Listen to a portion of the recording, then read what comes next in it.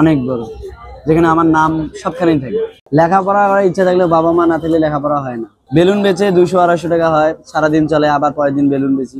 ছোট থেকেই একই। হ্যাঁ, আমার স্বপ্ন আছে আমি বড় আর্টিস্ট হই। আমার নাম হচ্ছে আশিকুর রহমান, বাড়ি হচ্ছে আমাদের রংপুর তাঁতিপাড়া মাদ্রাসা। রাজশাহী হোটেলের কাজের উদ্দেশ্যে আসছিলাম, তারপর থেকে বেলুন বেচি। আর বেলুন অত বেশি বিক্রি হয় না, তার জন্য ছবি আর্ট করি, টাইম পাস করি। হ্যাঁ, অনেকেই বলছে যে অনেক সুন্দর হয়েছে, এত সুন্দর কেমনি আর্ট করছো, আরো অনেক কথা, বিভিন্ন জন বিভিন্ন কথা বলে। আমি করোনার সময় থেকে ছবি আর্ট করি, টাইটানিক সিনেমা দেখার পর। আমাদের বাসা গ্রামেই। হ্যাঁ, সব ওই গ্রামের ছবিগুলোই তো আর্ট করছি, নদীর এপার ওপার। বেলুন বেচে 200-250 টাকা হয়, সারাদিন চলে, আবার পরের দিন বেলুন বেচি। আর ওখানে বেচা যাইতো, কিন্তু ওখানে আরো অনেক আছে, ওরা বেচতে দিচ্ছে না, যার কারণে এদিক চলে আসলাম। ওখানে বেশি বেচা হয়, এখানে অনেক কম।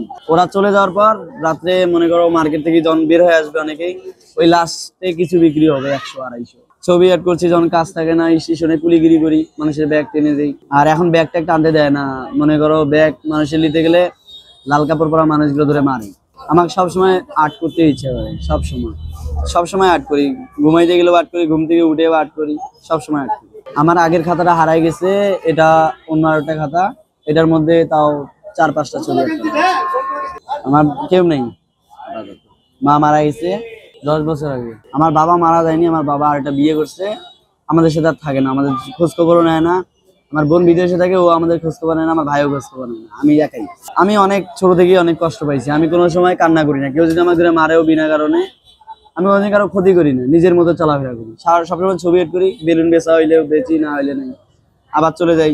না, আজকে তোমার সকালে কাজে গেছি, 3টা রুটি খেয়েছি, আবার দুপুরে একটা রুটি খেয়েছি 20 টাকা দামি, সন্ধ্যার পর খেয়েছি, তাছাড়া এখনো খাইনি।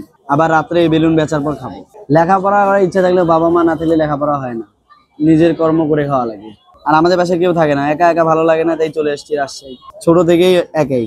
হ্যাঁ, আমার স্বপ্ন আছে আমি বড় আর্টিস্ট, অনেক বড়, যেখানে আমার নাম সবখানেই থাকে।